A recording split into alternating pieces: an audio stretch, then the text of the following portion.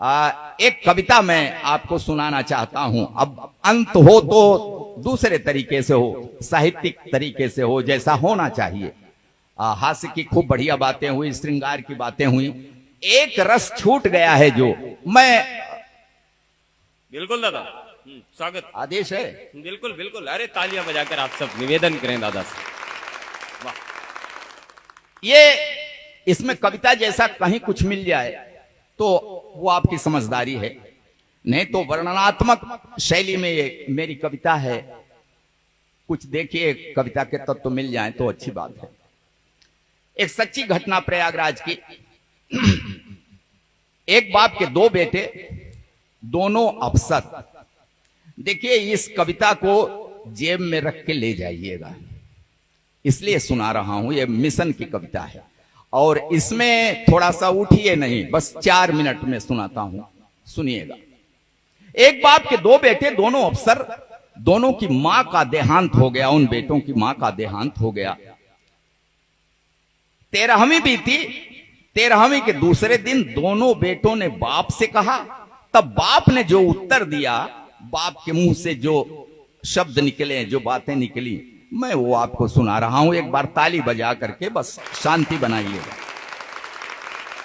बाप ने कहा कि खेत बाग घर बेच दूं, चलकर रहूं तुम्हारे साथ शहर में।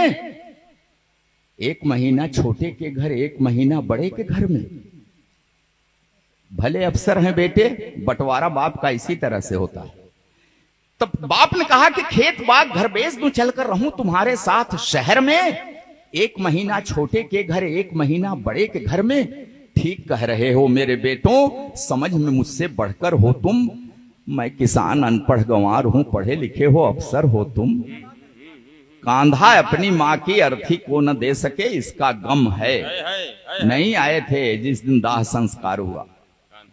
तब कहा बाप ने कि कांधा अपनी मां की अर्थी को न दे सके, इसका गम है।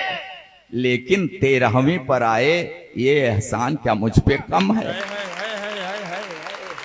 क्या बतलाएं, हमने तुमको कितने नाजों से पाला था।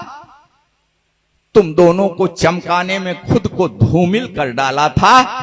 ढंग की शिक्षा के प्रबंध में दिन बीते कितने बेढंगे। किसी तरह सिर ढका अगर तो पांव रह गए अपने नंगे। तुम्हें जिंदगी मान लिया था, तुम्हें जिंदगी मान लिया था, इसी लगन में थके नहारे। हम कितने बेरंग हुए, तब सुर्ख हो सके स्वप्न तुम्हारे। स्वयं बेसुरे हुए तुम्हारे जीवन के संगीत की खातिर। कदम कदम पर हमें हारना पड़ा तुम्हारी जीत की खातिर। जीत मिली तो क्या बतलाएं, कितनी फूल गई थी छाती। लेकिन किस्मत ऐसी निकली, हार गए हम जीती बाजी।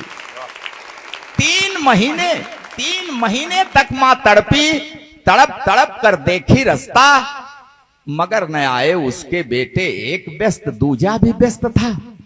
पूरी काया कान थी उसकी, हर आहट को आंक रही थी। आंखों की बेचैनी पल पल दरवाजे को झांक रही थी। बीमारी उसका क्या करती, जीने की दृढ़ता थी गहरी। लेकिन अपने पन की टूटन शायद झेल न पाई ठठरी। मां करती रह गई प्रतीक्षा अपने बेटों के आने की। बेटे करते रहे प्रतीक्षा मां के प्राण निकल जाने की। अंतिम सांसों तक ममता की परछाई आंखों में देखा। पत्थर दिल वाले बेटों को पथराई आंखों में देखा। उम्मीदों की ढली दोपहर, एक कसैली सांझ हो गई। 2 बेटों की महतारी अंत समय में बांझ हो गई। उम्मीदों की ढली दोपहर, एक कसैली सांझ हो गई। 2 बेटों की महतारी अंत समय में बांझ हो गई। कभी स्वार्थी सगा न होगा, कितनी भी ऊंचाई छू ले। मां को भूले, बाप को भूले, बाप की तुम संपत्ति न भूले। जो भी पास है बेच के दे दूं, गांव छोड़ दूं, शहर चलूं मैं। कहां से अब विश्वास हो लाऊं, शहर चलूं और हाथ मलूं मैं। माना कम है सुख सुविधाएं, लेकिन जीने का आधार बहुत है। पैसा बहुत नहीं है, लेकिन मेरे गांव में प्यार बहुत है। वाह वाह, और एक कड़ी बात कह रहा हूं आज के इस समाज से। कहा बाप ने कि तुम दोनों इंग्लिश माध्यम के स्कूलों में पढ़े हुए हो। पछतावा हो रहा है उस बाप को, कितना कष्ट करके इंग्लिश माध्यम के स्कूलों में पढ़ाया। तब कह रहा है कि तुम दोनों इंग्लिश माध्यम के स्कूलों में पढ़े हुए हो, अंग्रेजी में बचपन बीता, अंग्रेजी में बड़े हुए हो, तो तुम जो यह व्यवहार किए हो ये ताज्जुब की बात नहीं है। तुम जो यह बर्ताव किए हो ये ताज्जुब की बात नहीं है, क्योंकि अंग्रेजी की किसी किताब में श्रवण कुमार का पाठ नहीं है। जिंदाबाद, अभिनंदन अभिनंदन।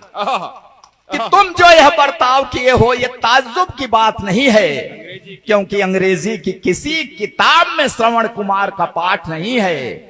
रास्ता देख रहे अशकों का आशीर्वाद भी ले न सके तुम, मेरे लायक बेटों माँ को अंजलि भर जल दे न सके तुम। देखो इसका नाम है कल्लू। वहीं एक नौजवान गांव का पड़ोस का खड़ा हुआ है, तब इशारा किया बाप ने कि देखो इसका नाम है कल्लू, हमें खिलाकर फिर कुछ खाया, 3 महीने साथ रहा, ये कब सोया मैं जान न पाया। बेटा वह जो बुझते मन में जीवन की एक आस जगाए, बेटा वह कपते हाथों की जो बढ़कर लाठी बन जाए। तुम दोनों इतिहास रचे हो तो मैं भी नया इतिहास रचूंगा, खेत बाग घर जो भी पास है सब कल्लू के नाम लिखूंगा। बहुत अच्छे, वाह वाह। और मैं ऐसे ही नहीं सुना रहा हूं, 25 बीघा कला जमीन लिख दिया। ये सच्ची घटना है, अखबार में निकली तब मैंने लिख दिया उस बाप ने। कहा कि खेत बाग घर जो भी पास है सब कल्लू के नाम लिखूंगा। अब न मुझे परवाह कि मुझको स्वर्ग नरक या मोक्ष मिलेगा, मैं कल्लू को हक देता हूं, यही मुखाग्नि मुझे अब देगा। मैं कल्लू।